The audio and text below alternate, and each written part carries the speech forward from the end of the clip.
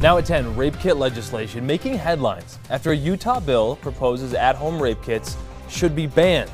Tonight, we hear from both sides. Just please slow down and be careful. Two people's lives hang in the balance tonight after a horrific crash along Mountain View Corridor. What officials say happened. Plus, we are tracking a southern Utah winter storm, and this will impact St. George. We're talking all about it next. Live from Utah's first TV station, ABC 4 News at 10 starts now. And good evening. It's great to have you with us on this Sunday night. I'm Nick McGurk. Well, we know this. In-home rape kits are catching the eye of lawmakers. A bill to prevent these tests is making its way through the legislature. And for now, there appears to be support for the ban. You might wonder why, and well, Marcos Ortiz has that story. These at-home rape test kits are becoming quite popular nationwide, but they do have problems. That's why one lawmaker is sponsoring a bill that would prevent these test kits from being sold in Utah. He said this will only take a minute. He pulled my legs up, so I slid. So I was laying down. He pulled my sweats down. He raped me. And she was raped. The man's now facing charges. Nationally, Utah ranks 11th in the number of rapes annually. What's concerning, according to advocates, is 77% don't report. Some blame it on victims who refuse to go public in a court of law or meet with police. Now, companies are making it easier for women to get tested in the privacy of their home. These tests are available with a click and a credit card, no questions asked. So our concern is that this would give false hope to survivors that would. Representative Angela Romero is sponsoring the bill to make sure that women don't give into this false hope. At a legislative hearing this week, lawmakers considered her bill that prohibits at-home rape tests. The problem with these kits is when an individual is victimized by rape, healthcare is incredibly important.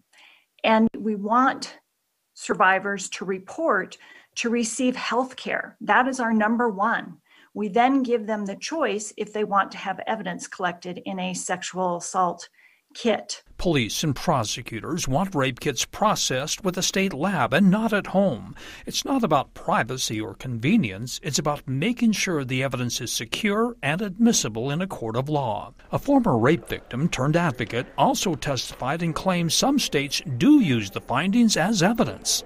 Survivors are often traumatized after an assault. I know I was. Survivors like myself get no counseling, no health care, no institutional support whatsoever due to fears of re-traumatization by the traditional process. If this bill passes, survivors will be suppressed by a lack of options and reduced freedom of choice. The biggest obstacle is security. How does the victim prove that these findings were actually hers? Now, the bill carries a fine of $500 for anyone who tries to sell them here in Utah. The bill passed the legislative committee. It now moves to the full House for consideration. In Salt Lake City, Marcos Ortiz, ABC 4 News. And the legislative session underway, and there's some real concerns tonight. From the cosmetology industry, there's a new bill working its way through the legislature, and it would allow some to work on hair without the lengthy schooling and all that money to get licensed. Here's what we know. Senate Bill 87 would allow anybody to shampoo, condition, style, even use hot tools like a curling iron without a license. Now, Connor Boyack with the Libertas Institute says this would free people up to provide basic services and get paid for them without having to spend some $15,000 and 1,600 hours on cosmetology school. Essentially, he says it's an attempt to get the government out of the way. He certainly supports this bill. But salon owner Brenda Sharman says that's all missing the point. Her huge concern here is how licensing reflects an abundance of training. The industry involves physical contact during every appointment. She says they got shut down early during COVID for a reason. Stylists, she says, are trained to look at hair, help identify conditions that could be unsafe, something that could be transmissible, for instance, for both stylist and client.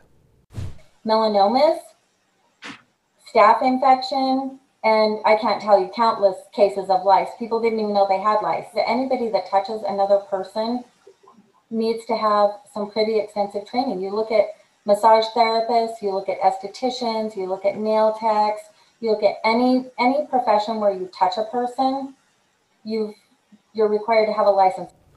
Now, we have been here before. A few years ago, the legislature exempted hair braiding after a lawsuit on that subject.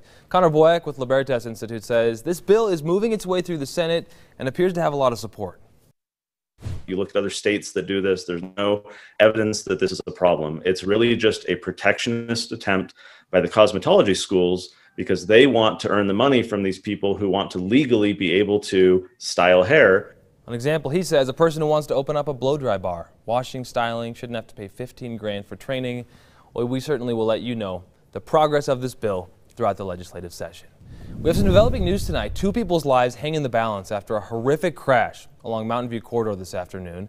Police tell us they were called to the intersection of 5400 South Mountain View Corridor after a small car traveling westbound ran a red light and was hit by a pickup truck heading southbound. Now, the 3 passengers in the truck, they were fine, but the 2 in the car, the one that ran that red light, according to police, they are in extremely critical condition. Police say there was little indication that the truck even saw this car coming. I didn't see any tire marks of any kind where the truck would have had time to stop, and there's nothing on the roadway that would indicate any braking. Police say it does not appear alcohol or drugs were involved in this crash. Certainly that investigation is ongoing. Utah Highway Patrol reporting 229 total crash responses just over the weekend alone. We know this, there was slippery and cold winter weather. Now, crashes in that total are just those that the Highway Patrol responded to. Obviously, they're not city police officers, so we don't know how many throughout the state. But one of these crashes did involve a trooper responding and being hit. So here's what we know. That trooper is lucky to be alive after being hit in his cruiser this morning. You can see his cruiser there. It's around 7:15 a.m. In the aftermath, well, it sure could have been worse. The trooper luckily was wearing a seatbelt, was unhurt.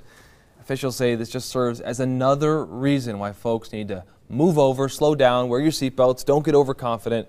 And, you know, when you see first responders and emergency crews, please pull over on the side of the road. Meantime, we've been following a crash that shut down Big Cottonwood Canyon for a lot of the day. And if you were nearby, you know all about this. The crash infuriating drivers who were caught up on the canyon for hours. At one point, traffic was allowed out of the canyon, but only for a short time before it closed again. We're told the people involved had to be extricated and then rescued from the freezing waters of Big Cottonwood Creek. Quite dramatic. Police say between the time of the rescue and the retrieval of the vehicles lodged in the trees in that canyon below, cars were allowed past. Now, once the process of retrieving the vehicles started, the canyon shut down again, and that's what stranded folks, again, who were trying to leave that canyon. They were stranded 4 hours.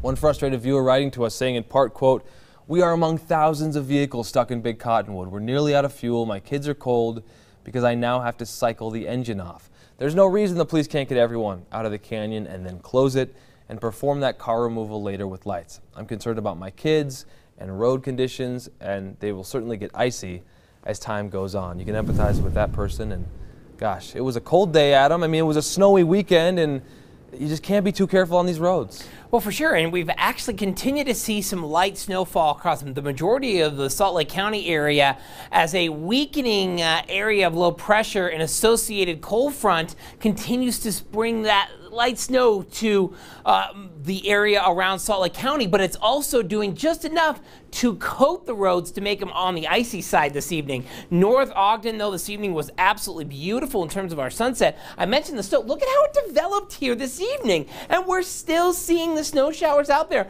redeveloping yet again across the Harriman area. It's been an area that's seen snow all day long. Temperatures here, plenty cold for that snow to stick on anything in terms of pavements, grassy surfaces, whatnot. We've got areas of low cloud and fog throughout a lot of our region right now, and you're going to end up having a lot of fog this evening and overnight because of the new snow. Big time storm moving its way into the region as we speak, which is why we've got winter weather advisories and winter storm warnings, including the city of St. George, to talk about coming up. Well, important updates. We'll look forward to hearing from you later in this newscast. Thanks, Adam. New tonight, a couple is behind bars after an apartment fire in Salt Lake City yesterday. Yes, a fire, and now we're talking about arrests. We're told the fire started as a result of an illegal narcotics lab. Get that. Police arresting 21-year-old Brianna Wester and Ryan Cahuit for operating that lab. The fire started yesterday at an apartment complex. We did cover this fire yesterday near 360 South, 400 West in Salt Lake City. The fire affecting just 2 units. Now, according to police, Wester currently holds 3 outstanding felony warrants for distribution of controlled substance out of Washington County, Utah. Cahuit recently posted bail for a drug possession out of Washington County. Well, coming up, a monument 85 years old serves as a reminder to the community that we are all in this together. We have the story behind that monument, and folks, it is definitely worth watching.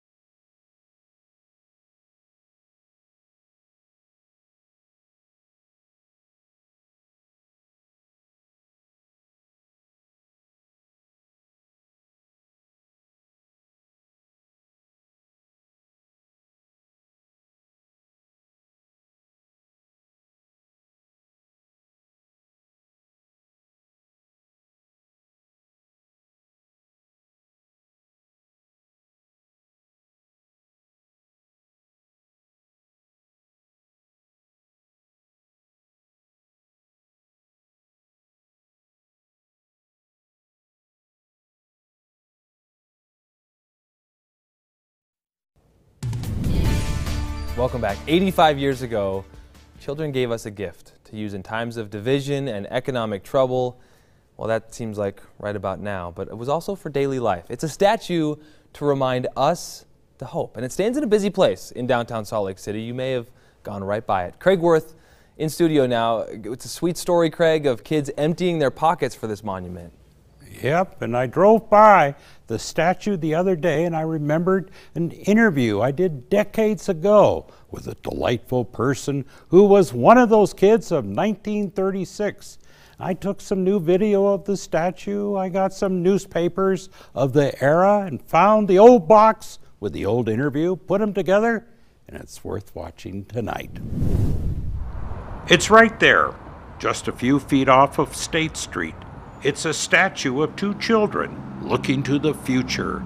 It is a gift to us, all of us, the people of today, from the children of yesteryear.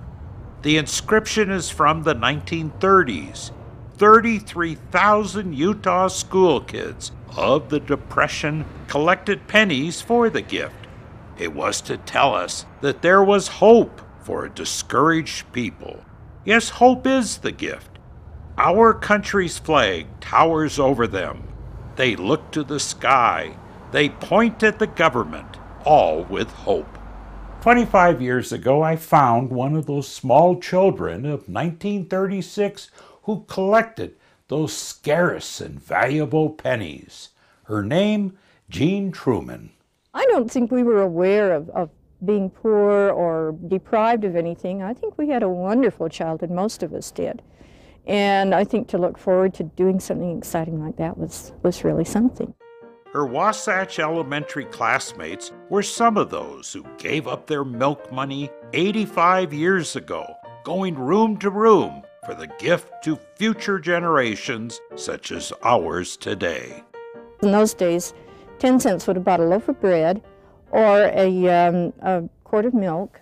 She showed me some old papers from back then, the list where each of the kids signed their names with their dreams for how they would spend the future. Aviator, stewardess, a Texas Ranger, a movie star, or a G-man.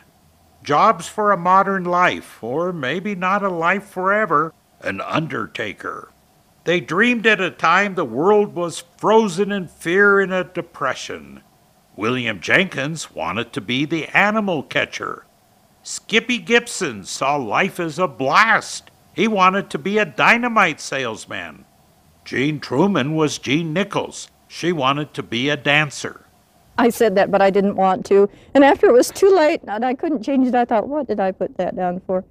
I didn't want to be a dancer. Yes, they had dreams, along with patent leather shoes and combs in their pockets. They were ordinary kids who saw an extraordinary future, and the city gratefully accepted their gift in 1937. They wrote essays. The winner wrote to live as honorably for my flag and country as did the heroes who left their glory with us.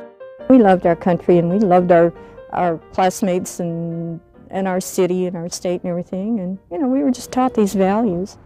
And as one of us who has rushed by that statue so many times without really looking, thanks.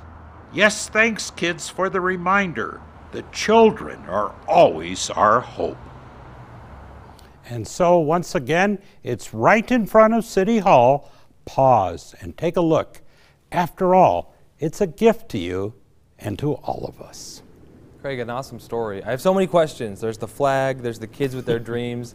Is there one takeaway? I mean, they sacrificed like a penny, you were saying. That was a fortune for these kids during the Depression. It was. They wanted to give us a gift, and we're still here to get it. And it's really good. You read that plaque, you look up at the flag, you look at their eyes, and you say, we can get through it. We can get through it. Everyone, we can get through it. I love it. Adam, take it from there. What do you got? Well, you know what? My gift that I'm going to provide to the folks across southern Utah, especially southwestern Utah, is a lot of snow that's about ready to fall in your area. But before that, Keith Vaught, wow, look at this beautiful sunset shot here from Bridger Bay. And as we look ahead towards tomorrow, especially tomorrow morning, we're going to start seeing the development of rain and snow here across southwestern Utah. There's the cold front, and that associated with it is an area of low pressure, a large area of low pressure that continues to dive southward here. There's a lot of cold air with it, usually cold air for this time of year. And as that arrives into southwestern Utah, we'll see rain, likely mixing with some snow early here across St. George, while everybody else is more or less snow. But then as the day progresses, the southerly flow will kick in, kind of boost temperatures back up here across St. George. That will allow for some rain here to continue to fall throughout the daytime hours, while everybody else is seeing more or less snow.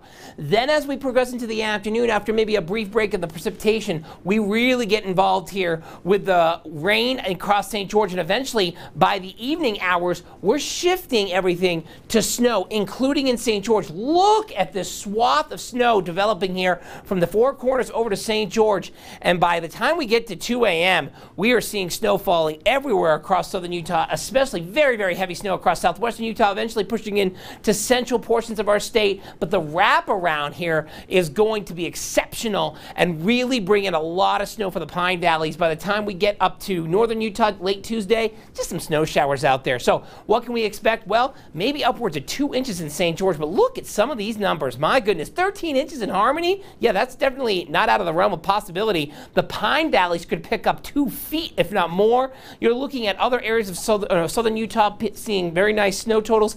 Now, our models are not loving the central portion of the state, but I can assure you, you'll see several inches of snowfall here across Castle Country and other areas along I-70. But overall, we're seeing mainly 30s on our map tomorrow, but St. George for the next 2 days, it is going to be interesting. Last time you saw more than 3 inches of snow, I'm not saying saying you're going to see it this one, but last time you saw 3 inches or more was back in 2019 towards the end of February. So it twice happened in 3 days. The Wasatch Front, quieter pattern until Wednesday, where we have rain and snow chances all the way through Saturday as temperatures warm up. But overall, it's going to be active for the next few days in southern Utah. Hey, stop me if you've heard this one before, but Tom Brady is going to the Super Bowl again. And so are the Kansas City Chiefs. They'll get a chance to defend their title. Highlights from the conference title games when we come back with sports.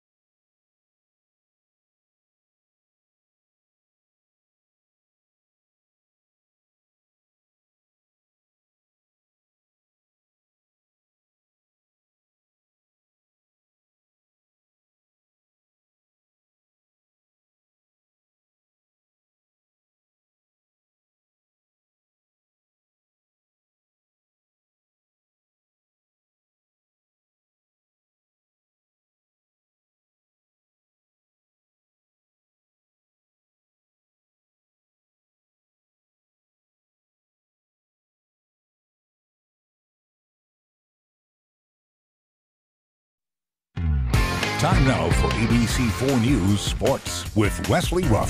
Tom Brady went to the Super Bowl 9 times with the New England Patriots in the AFC. Now he's in the NFC with the Tampa Bay Buccaneers, and he's going back again. In the NFC title game, it was the Battle of the Bays. Green Bay hosting Tampa Bay. Brady versus Aaron Rodgers. The Buccaneers get on the board first. Tom Brady floats one to Mike Evans for the touchdown, but the Packers came right back early in the second quarter. Rodgers airs it out.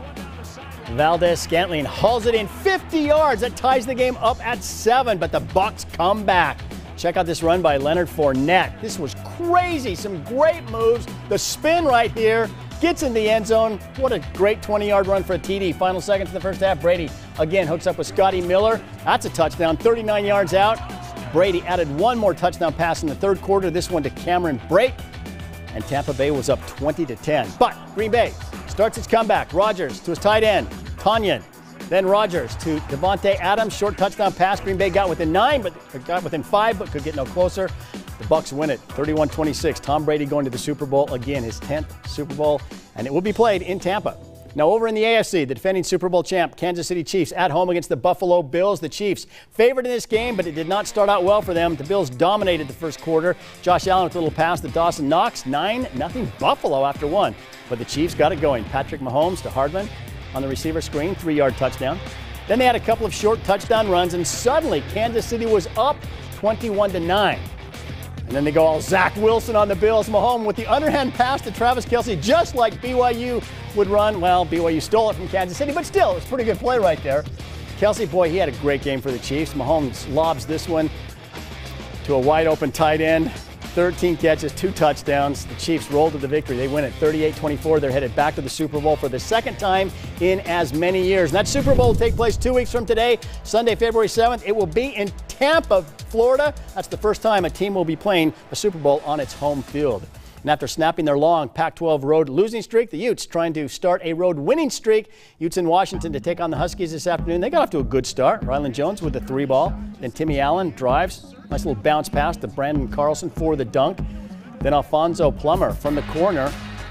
Kid is playing well off the bench. Hits the 3-pointer. Utah was on a 16-2 run. They opened up a 12-point advantage. Allen with the drive. Utes had a 3-point lead at the half. In the second half, stayed close. Allen with another nice take here.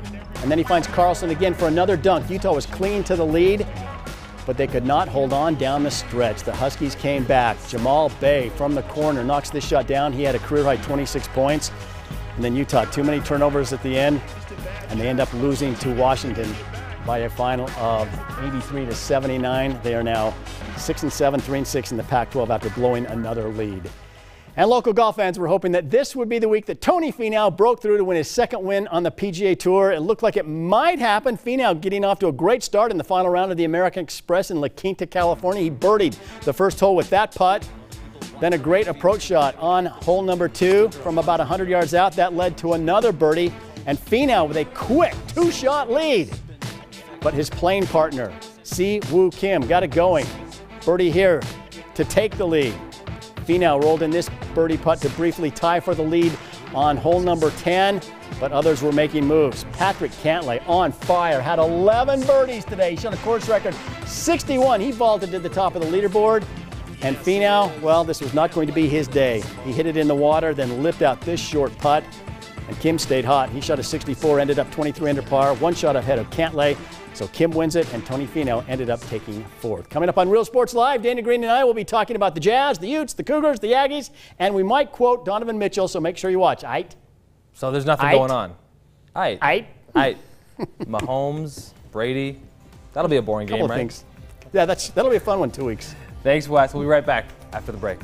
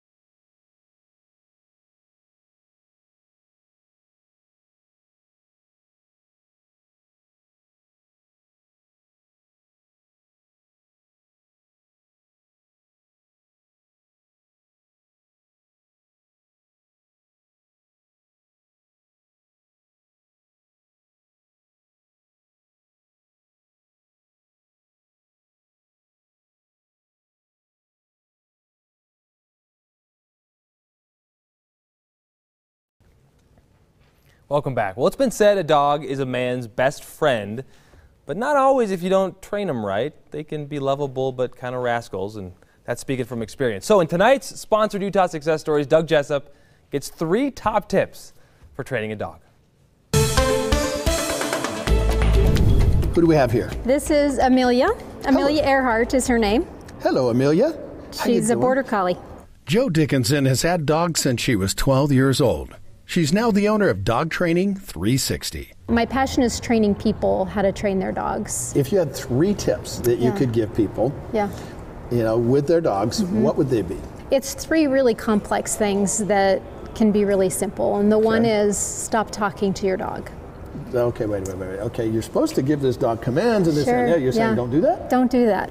Why? Because our body language speaks to the dog much better than our words do. Number 2 feeds into the first one is consistency. Yeah. And staying consistent, our bodies can stay consistent because our bodies say yes and then we feel bad and then we don't follow through, but they all feed into each other. Little softy. I would dare bet, Doug, that if your wife was not happy with you, you've disrupted something, she probably doesn't have to say anything because you've thrown off the rhythm. Well, what would tip number 3 be? Tip number 3 would be to have expectations on your dog. What do you mean?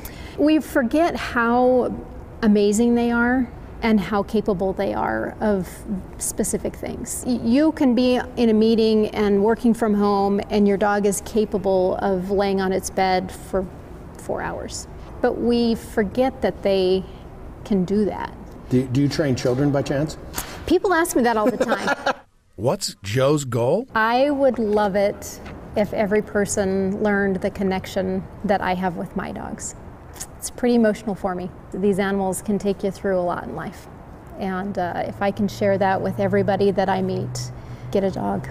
With another Utah Success Story, I'm Doug Jessup, ABC4 News.